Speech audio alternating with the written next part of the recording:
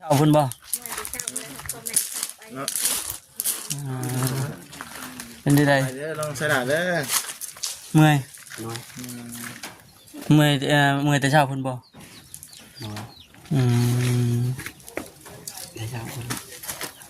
มันสบายกระตุนกระโตจักแค่เนาะมันโหดอากาศมันอบอ้าวใช่ไหมแดดก็เรียกพี่น้องเลยเดี๋ยวถ้าทางมาจิตเพิ่นเอารถมาก่อนที่เราขี่รถจักรไปคือแดดแท้ผมกำลังเที่ยงเนาะเด็กกำลังจ้าไปอยู่นี่บ้านคนเดือดอยู่ไอ้บ้านเดือดเนี่ยบ้านดีไป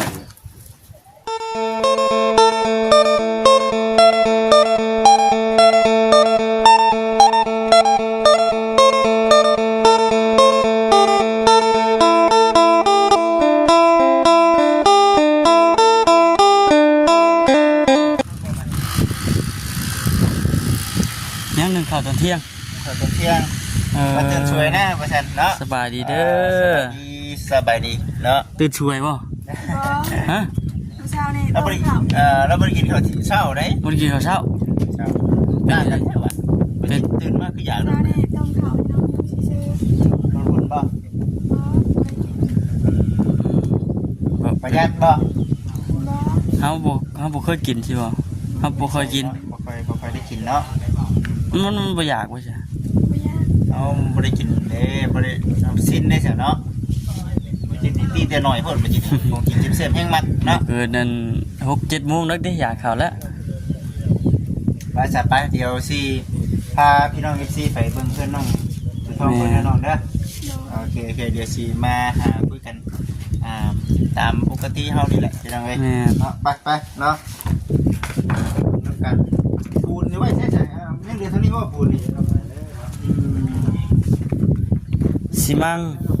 งกะสิงเนาะมาอัปเดตทางนี้ก่อนทางนี้ก็กำลังกำลังอยู่เนาะทางนี้ก็ได้มานำกัน3คนเนาะพี่น้อง FC มื้อนี้ก็ได้เนาะเดี๋ยวก็ชมไปนำกันเมื่อวานนี้เฮาเว้าวัดเว้นเมื่อวานนี่เนาะอยู่วัดเว้นนะเมื่อวานนี่โอ้เพิ่นแปลงใหม่เลยเนาะเพียงคากะริบัดเฮ็ดหยังเฮ็ดเฮือนอีกบ่ฮะอันเพียงกันนี่ได้ติเป็นเลิศใช่ได้เนาะเขียนเสร็จเฮือนใส่อีกแล้วเนาะสิแล้วนี่เนาะสิแล้ว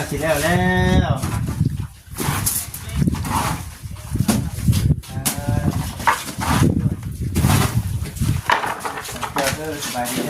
ด้อสบายดีทำแบบนี้ไม่เลยตัวห่อนเลย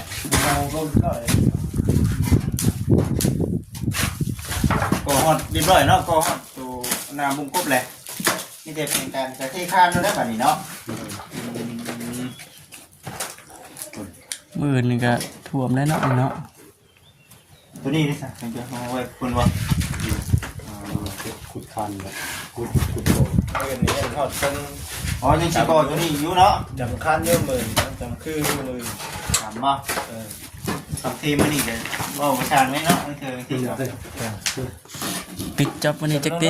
พวกแก้วทานเลยกับปลาไหวแล้วเนาะปลาไหวบ่ถามพวกแก้วเยอะเจ้ามีเนาะใช่นะพี่น้องต้องใส่กันเนาะติดมือเนาะเห็นมือรถเนาะมันคือไผ่มันคือไผ่ได้สันอยู่ที่ว่าบ่ได้บ่ได้ต้องใส่ได้มาสันได้ทั้งไปสันพี่น้องเลยมันบ่มีกระชีบ่ใส่ได้เนาะสันเดียวเนาะเนาะเบิ่งก่อนน้องถือทองบ่อนนะสบายดีน้องสบายดีเชื่อน้องสลาเนาะคือส่งน้องสลาป่ะมาเนาะโอ้เชื่อน้องสลาเลยผักเนาะเสียคือการเนาะส่งคือกันอยู่ได้เห็นลงสลาเป็นใส่อยู่มาเนาะเอาบอกไงใช่มาดีได้บ้าโซ่เนาะคักดีลำบากทีเดียวนี่เราต้องพูดอย่างนี้อีกเนาะ ที่ข้านนี่บ่นั่งเป็นยังไง แสดงว่าต้องได้เฮ็ดข้านปัจจุบันได้เนาะแสดงว่าต้องได้ขอปัจจุบันเนาะพุดเนาะพี่ชายน้องใช้ลายเป็นไงก็เป็นห้องแล้วแบบเนาะว่าขัดเนาะน้องบัดที่หอบไปแล้วรอเบิ่งชมไทยเนาะรอที่เป็นจังไดอันนี้ขันที่นี่สิเป็นต้นตะกูแต่ต้นใหญ่กว่าชื่อฮะตัวนี้เป็นห้องสองอันนี้เนาะยินไหมก็ได้เลยก็ได้ไปก่อนในคุณวันนี้ได้ก็คือเรื่องน้องหลานี่เนาะก็คือเพื่อนน้องหล่าจินี่ก็ห้องนั้น งานผู้ใหญ่มานั่งอันนี้ทางช่วงนี้แสดงว่ามันต้องได้2ห้องนะค่ะโดยโดยนะห้องนี้ก็ห้องนั้นบริก็เปิดเนาะเนาะว่าคนมาคนนี้คนนั่งงานที่นี่เอาแบบจิตใจคนนั่งงานที่อย่างถ้าไปไกลมาคนเชื่อคำว่าอัดนี่ซิมีแต่ห้องตรงแต่ตัวนี้เนาะตัวนี้ตัวนั้นเนาะวันนี้คำว่าเห็นมันเป็นลักษณะตัวเนาะมาสิเลยเดี๋ยวจะจุดประสงค์เนาะของตั้งสร้างเพิ่นอันนี้แต่อันนั้นเท่าดิวงจืดเท่าใส่นี้ใส่นั้นเรือบ่พอดีเนาะเอาบริไรมาเพื่อเนาะแต่ว่าพี่ยังมาห้องมันสีลื่นของเบาของน้องอนาเซล่าเนาะแต่ว่าอาชีพวงจืดมันต้อง3 อันเท่านั้นบ่นี่นั่นก็ได้บอกสั่งนี่มันอาจารย์มาน้องใช้หลาก่อนเด้อฮะใช้น้ำเกลือน้องใช้หลากินหมูปาดเป็นเมื่อยเอ้ายังไงล่ะถอดน้ำเกลือไปได้บ่อยู่ใช้ล่ะ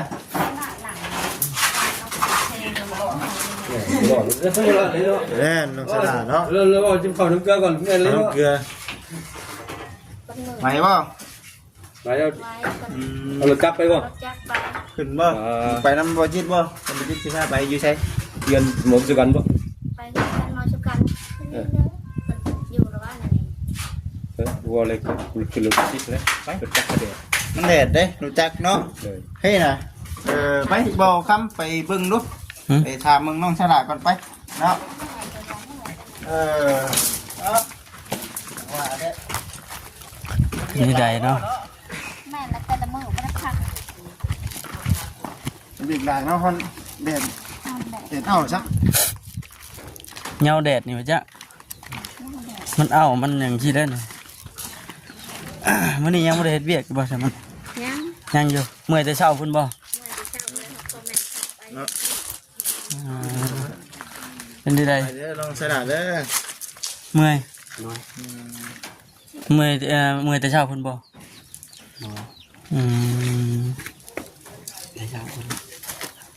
มันสบายกระตุนกระโตจักแค่เนาะมันโหดอากาศมันอบอ้าวใช่ไหม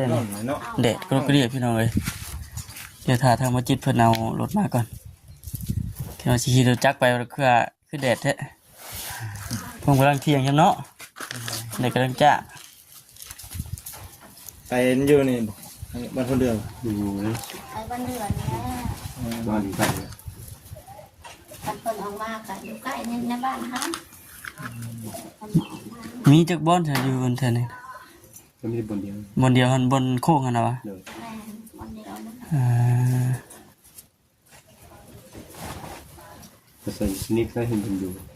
เป็นหมอมามีแต่เมื่อยชื่อมันไม่ได้เป็นไข่เป็นยังวะยอคอนบล็อกยังโอ้ยยอนบ่แพ้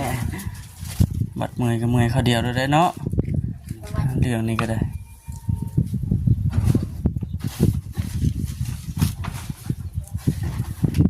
มันตื่นเต้นนั่นแฮงมันเมื่อวานนี่มาจ้ะ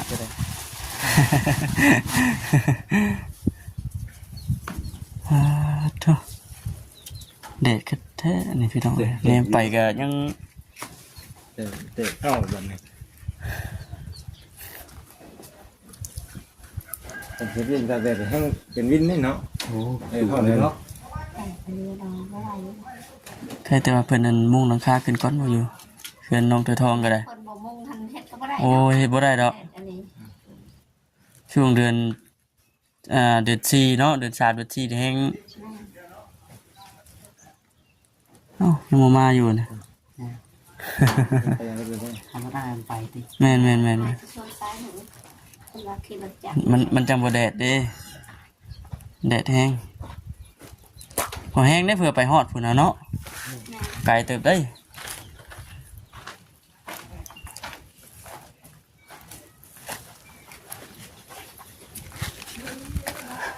มีแต่เรื่องมีแต่น้องเธอท้องครับมาส่งเพิ่นเฮ็ดก่อนไปถ่าเนาะคือด่าพักผ่อนก่อนมื้อนี้ ใส่น้ำเกลือก็พุ่นละช่วงแรงๆพุ่นนั้นเบิดเด้อมามื้อนี้ปรับแต่เมื่อวานนี่บ่นี่สังแก้วเมื่อคืนนะผู้อ๋อ ค่อยน้ำสิบ่ได้แล้วมาใส่แค่น้ำสลาบ่เนาะ จะเอาคนมาจับวันนี้จะเอาดินมาต้มในนี้ อ๋อยังสิโทรอีกอยู่ ต้มในนี้ประเด็นน้ำเต็ม แม่นเด้อน้องเธอท้องกันนู่นจ้ะ แม่ มันต้องมาไหลใส่แค่น้ำสลาบ่แล้วเนาะ ลงห้อง แต่น้ำสลาต่ำกว่าหมู่จ้ะ สบายดีเด้อ สบายดี ยังกี่พากันไปใช้ยันฮะ สุขสลา สุกสลา ไปเรียนเพชร มีเห็นแพทย์ สลาสบายบ่ เพิ่นไปเรียนแพทย์ไหน เป็นยังเราเมื่อยเป็นเมื่อย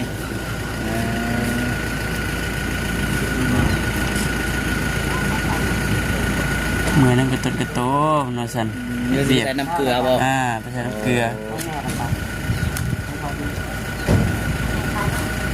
ไปบ่ไปบ่ พอแก้วก็ไปบ่ มือที่สี่ครับ มาสิน้ำกันนี่แหละคือไปกัน ใส่จุกข่อยบ่ได้ไป พี่ ไปบ่ แม่น คุณทุกเจ้าบ่ไปบ่ แม่นเอาเจะสิไปบ่ บ่บ่ เขาบ่ได้ไป มีแต่เบิ่ง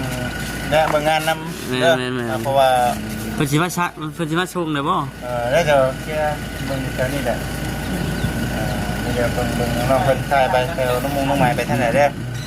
เพราะว่ามีเวียกอยู่ทางนี้นะคันว่าเพราะช่างคล้องบ่เลยนะเรียนว่าเพิ่นบ่มาเด้อให้ทางนี้จัดการได้ก็ได้นะเนาะ บ่ไปใส่น้ำเกลือแล้วเนาะ เลิกเติบได้เผื่อเบิด ไปซะไปน้องไป ไป สบายดีเด้อสบายดีสบายดี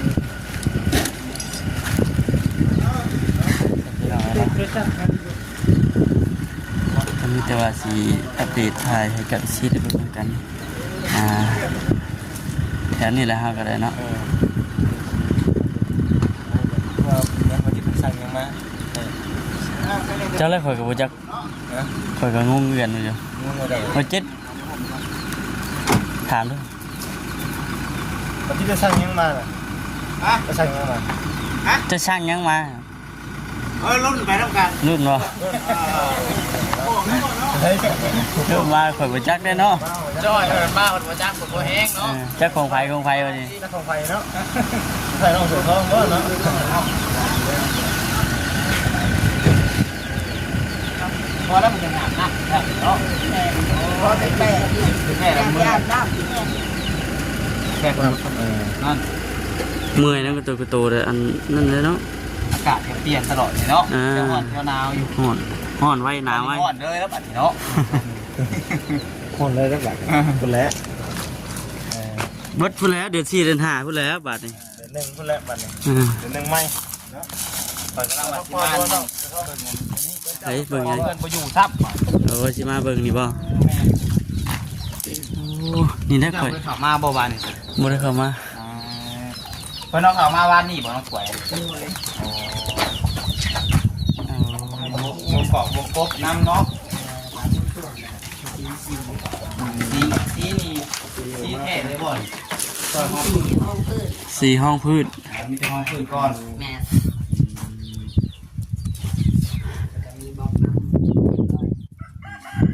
บล็อกเท่าไหร่นะ 700 ก้อน 700ก้อน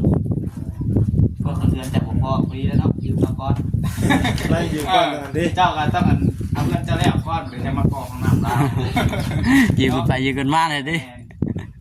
เราอยู่ของเขาเลยดิ เราเงินเราแล้วเจ้า มัน300 400เลย อืม เข้า500ยืมขึ้นไปยืมของน้ำลาวขึ้นคน แต่ เรา ต้อง ส เอา บา เงิ ย นเจ้าให้แล้วก้อนแบบนี้เนาะ อย่างไรจะมาก่อพี่ก็ได้นะ หยอกเป็นพี่น้องเนาะแล้วอยู่ดอก ไปก่อกันแล้วดิ โอเคโอเคสิไปรอเบิ่งด้วยกันเลยพี่น้องเนาะไปคนแรกไปเบิ่งทางน้องคนที่เปียกกันแหละ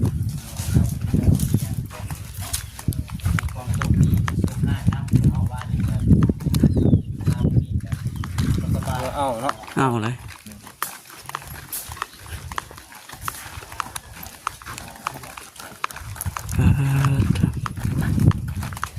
ทำนี้ยังค่าเลยค่า โอ้เห็นบ่ได้หรอก เทียนมันต้องเฮ็ดตังค่าก่อนนะ เออ ต้องได้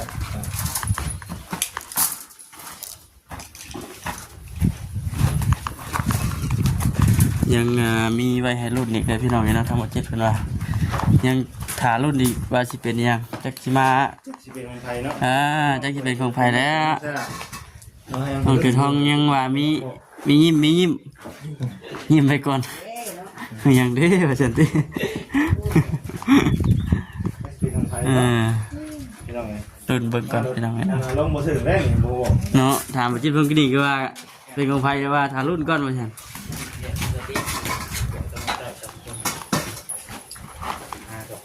ไปชอ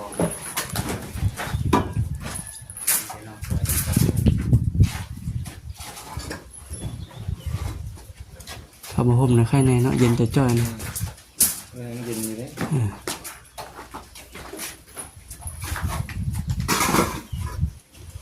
เดี๋ยวไว้เติบเนาะมาเมื่อนั้นยังอยู่ข้างในอยู่ฉันมาบืนนี่ยันเรียบร้อยอยู่คนนี้มาเลยยันเทคานทับนี่ เทคานแล้วก็ เรียบร้อย ทำบ่แก้ว อืม เดี๋ยวเป็นบ่แก้วของน้องสะท้องว่าเนาะทำบ่จิตเนาะยังบอกได้บ่จิตพี่น้องยังให้รุ่นอยู่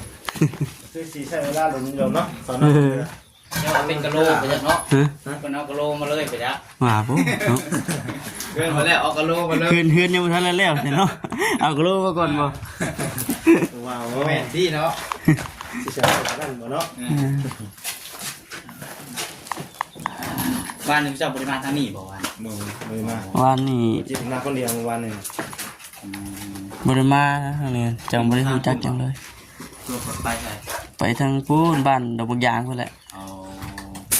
ทางนั้นก็ได้เพิ่นได้บ่ทำนะเพื่อนสาวแถว ใกล้แล้วล่ะใกล้แล้วติดกะโหลแล้วก็แม่นลากตีนกันอยู่เลยนั่นก็ได้หามื้อหาวันอีกบ่เฮิงนะอีกเดี๋ยวอะไรมันอยู่จ้ะอืม นั่งไปติดกะโหลบ่ ที่ก็รู้นะสิแล้วมันนี่เก็บรายละเอียดแน่กับอัปเดตเบื้องนวัดนวาเพิ่นในขณะมื้อนี้ก็มานํกันก่อนว่าซั่น งานที่เนาะ มาแต่โดนว่าจะ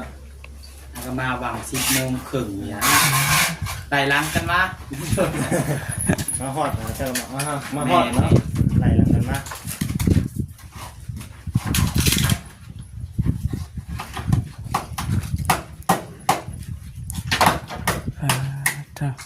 น้องจ้อยไปใช่น้องจ้อยน้องจ้อย เป็นหน้าที่ที่เรียกกันมองเรื่องสิพานั่งสิพา ไปซื้อทานหัว เพื่อได้ไปอยู่รอบอัน ประ นี้ มาณนี้เลยเนาะ ขับรถไทยครับเป็นเนาะ พี่น้องเลยเนาะพี่น้องสิคลิปก่อนพี่น้องในบัดนี้